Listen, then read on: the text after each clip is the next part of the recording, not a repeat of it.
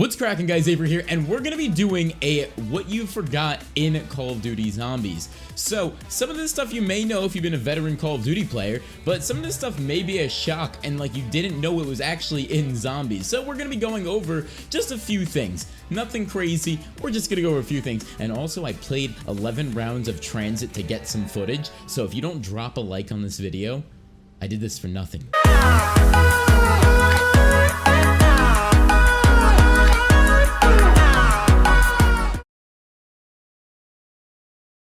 In Black Ops 2, we actually had perma-perks. So I'm on Transit right now, and you guys know that when you get a perma-perk, there's a green mist that comes out. Now this one is actually one that's not really a perk, but also very unknown.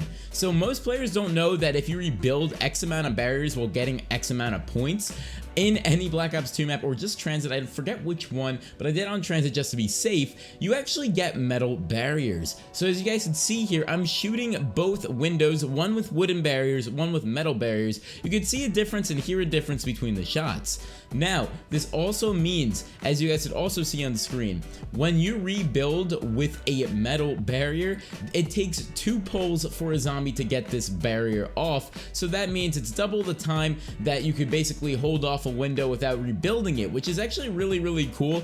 And then you also have the wooden one where they just pull it off with 1 hit. So if you're camping, this is one of the best ways to do it because you don't have to really just, I guess, wait in one spot. You kind of just can run away, come back to the window. The zombies will still be trying to pull out off the metal barriers. Now, I think there's metal around them on the border or just on one side of the piece of wood. So that's why it's harder for them to get it off. But it is something really cool that most people didn't know was in Call of Duty Zombies because, one, no one's gonna be rebuilding barriers for like 2,500 points, which is over 200 barriers, and 2, who rebuilds barriers anymore? I think even Treyarch was like, screw barriers. Look at the Horizon Drac, there's like 5 barriers and that's only in the spawn room.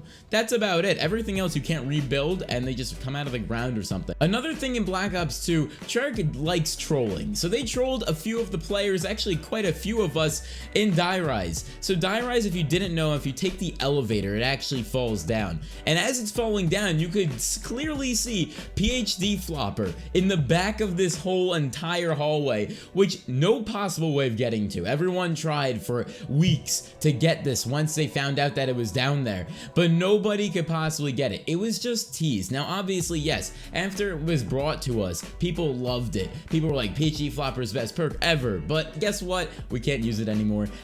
So they put it in there just to troll us, and they also didn't just get rid of it there, or didn't just troll us there. They also trolled us on Mob of the Dead. So if you go outside and basically just look out to where the distances of the water, you could see Mule Kick and PhD Flopper, kind of like a broken machine, just thrown into the dumpster. Now, we didn't see PhD Flopper again, but we did see Mule Kick again. So that was really cool that they threw it out there. And also, I believe in some custom maps now you see the same thing.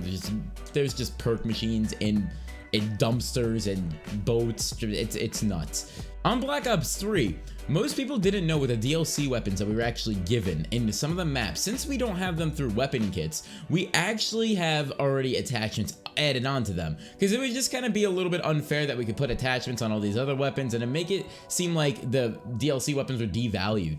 But now, if you guys didn't know, they actually have fast mags. They have an automatic reticle on most of them, other than the M1927, because that, and also the PPSH and Garrote Crovey, mostly because those weapons were never brought into multiplayer. But since most of the weapons like the Rift, and we had the Banshee, and also I believe, I can't remember any other ones. The Rift and the Banshee is all I got. But those weapons were good. Those weapons were added into multiplayer as well. And as we also got to see that you could reload quicker with the Rift, and also with the Banshee, I think the fire rate's a little bit higher, and maybe extended mags in the weapons. But it's really cool that they also added that. Most people didn't know that. They were like, oh sweet, I got the Rift. But like, and then a lot of people complained, well, why didn't we get it in weapon kits, or why didn't we get this? Well, because they already added the attachment saying, kind of like being like, all right, don't shoot us, we got you. But it doesn't matter, it's there, thankfully. Last but not least, there is 2 rooms of Samantha's. Now, most people didn't know that Kino der Toten's room was actually Samantha's, because when you went to teleport, it would bring you to 3 or 4 different rooms, which is like the doctor's room, Samantha's room, and then a room in 5, I believe.